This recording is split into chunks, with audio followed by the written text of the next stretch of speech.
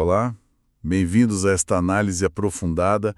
Hoje a gente vai mergulhar numa mudança que, olha, pode redesenhar completamente o cenário cripto lá nos Estados Unidos. E o centro dessa história toda, um órgão regulador que talvez não tenha tanto holofote quanto a SEC, mas que agora é chave, a CFTC, a Comissão de Negociação de Futuros de Commodities. Exatamente. Tem uma iniciativa rolando super rápida chamada Crypto Sprint e ainda tem a visão da administração Trump, de fazer a América a capital mundial do cripto. Isso. Mas assim, o que a CFTC faz na prática e por que ela virou tão importante agora? Para simplificar, pensa nela como a fiscal dos derivativos, sabe? Contratos futuros de petróleo, ouro e sim, de criptoativos também. E ela também atua contra a fraude no mercado à vista, ou seja, na compra e venda direta de commodities como o Bitcoin, por exemplo. Perfeito. E é bom diferenciar da SEC, né? Pois é. Do outro lado tem a SEC, a Comissão de Valores Mobiliários. O foco dela é mais em ações, títulos e aquelas criptos que parecem mais com isso, com valores mobiliários. Certo. Só que a linha entre as duas nem sempre é tão clara, né? E aí a coisa esquenta. Então, a nossa missão aqui hoje é tentar desempacotar o que a CFTC está propondo, porque isso é tão relevante e, claro, quais podem ser as consequências para todo o mercado. É isso aí. E o momento é realmente crucial. Teve aquele relatório recente do Grupo de Trabalho Presidencial sobre mercados de ativos digitais. Ah, sim. Ouvi falar. Ele meio que deu o pontapé inicial, sabe? Pediu agilidade. E a CFTC respondeu rápido nesse ritmo de sprint mesmo. E o mais interessante é que ela está fazendo isso em coordenação com a SEC, num projeto que eles chamam de Project Crypto. Coordenação entre as duas? Isso é novidade. É uma novidade importante. A velocidade e essa coordenação sugerem uma mudança real de abordagem. Faz todo sentido. Agora, me diz uma coisa. Por que parece que a indústria cripto, historicamente, meio que prefere a CFTC à SEC? A gente ouve falar que a CFTC é vista como mais aberta à inovação, talvez? Com regras mais previsíveis. Sim, essa percepção existe. Aquele processo de autocertificação é um exemplo disso, né? Exatamente. A autocertificação é tipo uma via rápida. Permite que uma bolsa regulada pela CFTC liste novos contratos futuros bem mais rápido. Basicamente, a bolsa diz, olha, isso aqui segue as regras. Entendi. E a menos que a CFTC levante a mão e diga, opa, espera aí, o processo anda. É bem diferente da percepção que se tem da SEC, onde aprovações parecem mais demoradas, mais incertas. Ah, tá. Não é à toa que empresas grandes, tipo a Coinbase, já vieram a público defender que a CFTC deveria ter autoridade clara sobre o mercado à vista das criptos que são commodities. Quer dizer, se um ativo digital não é, assim, claramente um valor mobiliário, a turma prefere a agilidade que eles veem na CFTC. Em muitos casos, sim. E essa distinção é o ponto central aqui. A CFTC já olha os futuros de Bitcoin, Ethereum e até de Solana e XRP em bolsas como a CME, lá de Chicago. Certo. E mais, ela já tem poder para ir atrás de fraude no mercado spot, o mercado à vista desses ativos digitais que são considerados commodities, mesmo sem regular a negociação spot diretamente. A SEC, por outro lado, se concentra naqueles ativos que ela classifica como securities. A gestão anterior da SEC, do Gary Gensler, foi vista como bem mais restritiva, né? Sim, lembro disso. Já a gestão atual, com Paul Elkins, lançou esse Project Crypto, buscando modernizar regras e, muito importante, sinalizar o que não seria um security. A gente viu isso em declarações recentes sobre liquid staking, por exemplo. Eles estão tentando dar mais clareza. Certo. Poderia ajudar a gente a visualizar isso melhor? Com uma analogia, talvez. Claro, vamos tentar. Imagine uma feira livre, daquelas de rua mesmo. Ok. A CFTC seria tipo o fiscal que olha a banca de frutas e legumes, as commodities, né? E também os acordos que o pessoal faz para comprar essas frutas para entregar só no mês que vem, os derivativos. Tá, faz sentido. E a SEC? A SEC seria o fiscal que olha a venda de cotas de participação na organização da feira, sabe? Ou tipo, se uma barraca específica está vendendo participação nela mesma. Isso seriam securities. Entendi. Uma analogia ótima. Agora, ponto importante. Se alguém estiver aplicando um golpe geral na feira, enganando todo mundo, não importa se é na fruta ou na cota da barraca. Aí os dois fiscais podem agir. Porque fraude é fraude, em qualquer mercado. Perfeito. E tem também aquele tal problema do ativo que se transforma. Você mencionou que esse estava num relatório da Casa Branca. Exato, esse é um desafio e tanto. Pensa assim, um token pode nascer parecendo um security, talvez numa oferta inicial para levantar dinheiro para o projeto, né? Certo, tipo um investimento inicial. Isso. Mas com o tempo, a função principal desse token pode mudar. Ele pode virar só uma ferramenta para usar dentro da rede, funcionando mais como uma ficha de fliperama, uma commodity. Ah, entendi, a transição. E o relatório da Casa Branca pede justamente clareza nisso. Como as regras se aplicam quando acontece essa transformação? Em que momento um ativo deixa de ser uma coisa e vira outra para os olhos da lei? Essa definição é crucial para os projetos saberem com quem eles têm que falar, né? Com a CFTC ou com a SEC? Nossa, realmente complexo. Ok, isso ajuda muito a entender o cenário atual. Mas antes desse sprint todo, como é que a CFTC já vinha atuando em cripto? Você mencionou que houve casos importantes, né? Sim, e olhar para eles ajuda a entender a lógica do que está acontecendo agora. Tem uma regra específica, lá na Lei de Troca de Commodities, a seção 2C, 2D. É meio técnico o nome. Sem problemas, mas o que ela diz basicamente? De forma simples, ela trata da negociação de commodities à vista, tipo comprar Bitcoin na hora, mas feita por clientes de varejo usando alavancagem ou margem. Ou seja, usando dinheiro emprestado para operar. Ah, tá. Comprar Bitcoin fiado, digamos assim. E aí, qual é a regra para isso? A regra diz que esse tipo de negociação, se for alavancada e pro varejo, precisa acontecer numa bolsa de futuros registrada. Uma DCM, Designated Contract Market. Ok, tem que ser num lugar específico e regulado. Isso. A não ser, e essa é a parte importante, a não ser que aconteça a entrega real do ativo que foi comprado em até 28 dias. É uma exceção-chave. Entrega real.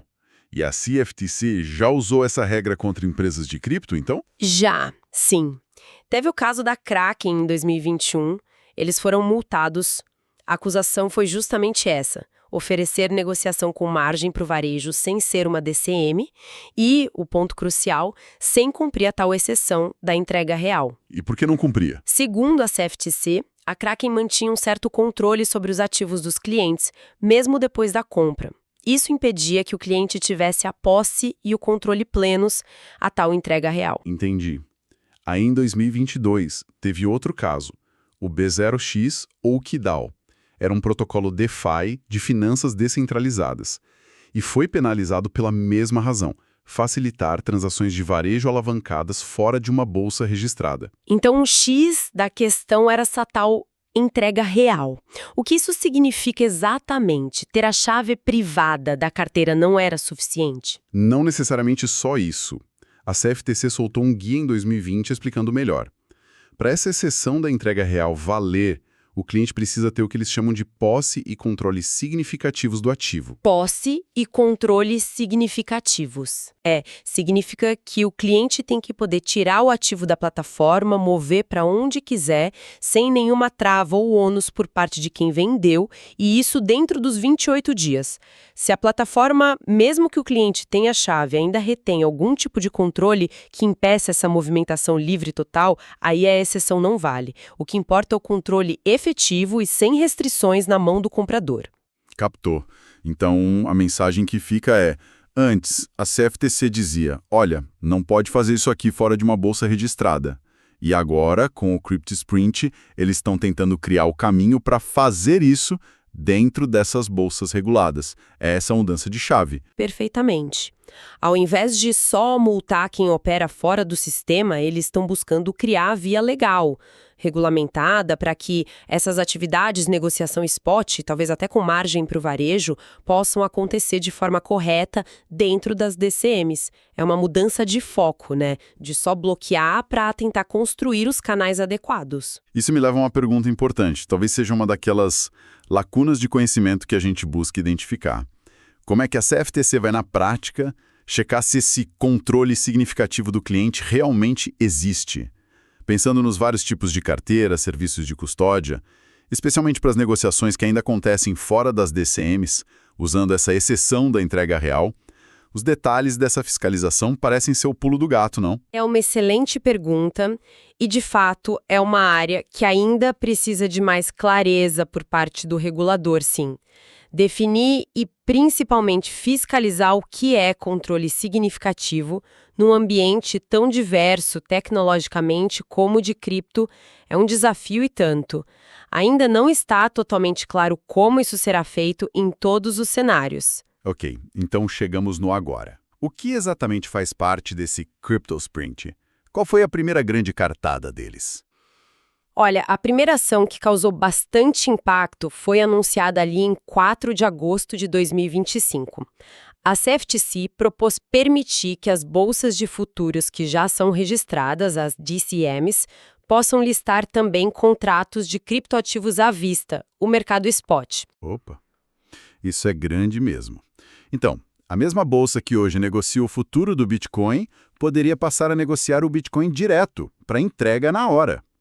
É tipo, como você falou da feira, é como permitir que o supermercado que vende contrato futuro da laranja também venda a laranja fresca ali na gôndola. A analogia funciona bem, e a ideia é justamente essa, que essa negociação spot aconteça debaixo do mesmo guarda-chuva regulatório das DCMs, com regras parecidas de vigilância de mercado, proteção ao cliente, reporte de dados, tudo que já se aplica aos futuros. Entendi. A CFTC até abriu uma consulta pública para ouvir o mercado sobre como fazer isso funcionar na prática, usando as ferramentas que eles já têm, como autocertificação e as regras lá da parte 40.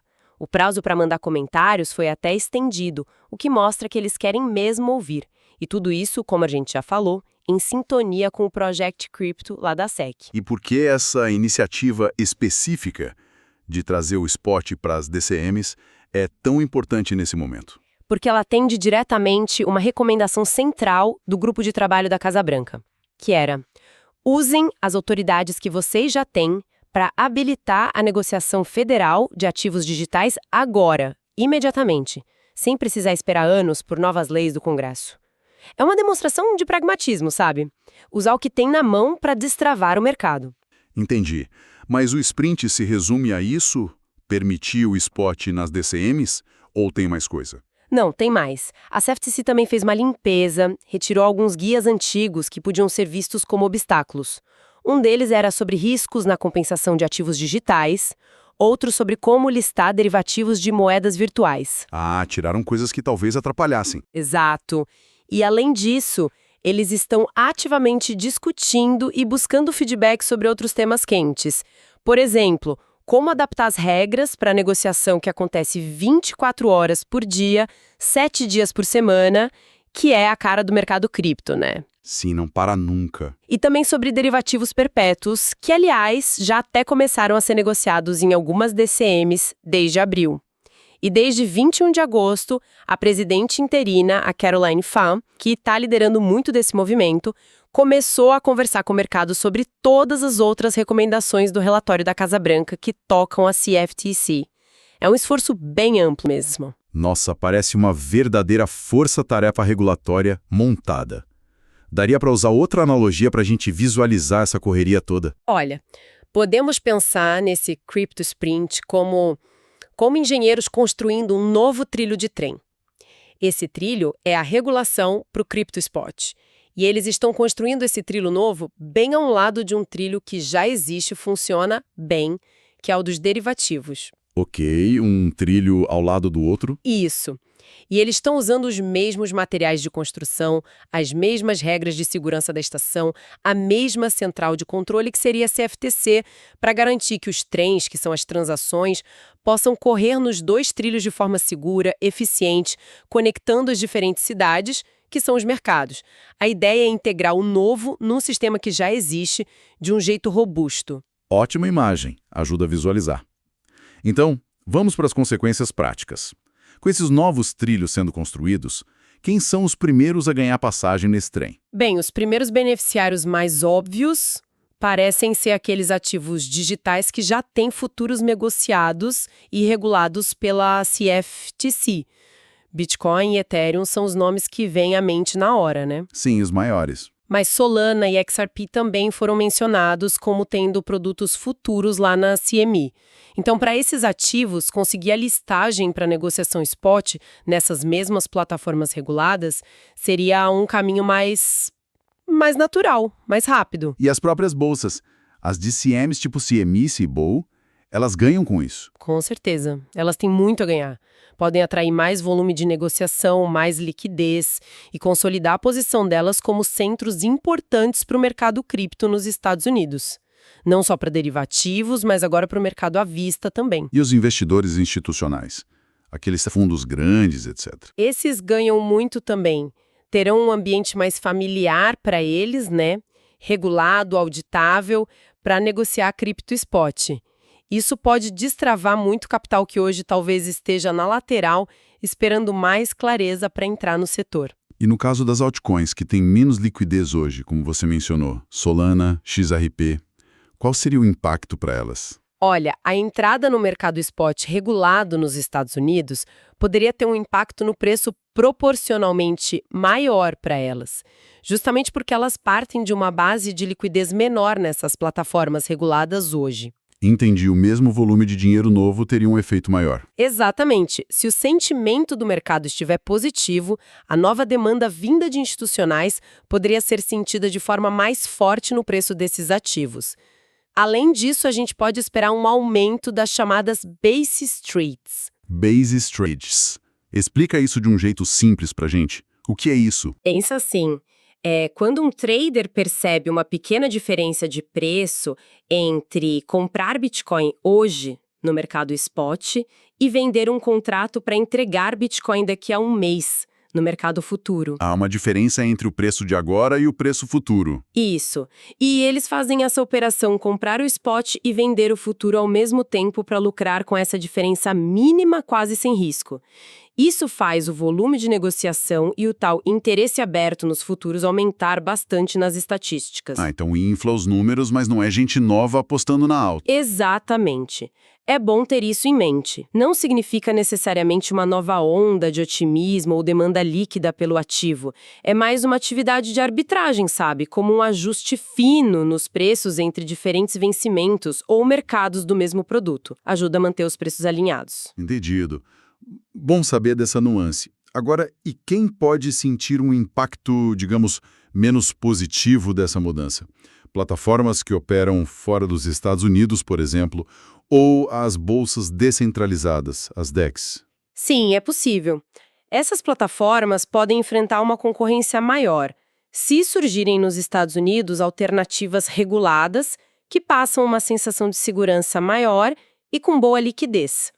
Especialmente para produtos que estão populares lá fora, como os derivativos perpétuos, é bem possível que uma parte do volume de negociação, principalmente de traders americanos, acabe migrando para essas opções dentro dos Estados Unidos. Faz sentido. Claro que as DEX têm outras vantagens, né? Acesso a tokens mais novos, talvez maior privacidade, mas a clareza regulatória e a segurança que as DCMs podem oferecer é um atrativo muito forte para uma parte do mercado. E nesse cenário todo, como é que entra aquela lei de gênios que você mencionou sobre stablecoins? Qual o papel dela nisso? Ela é absolutamente fundamental.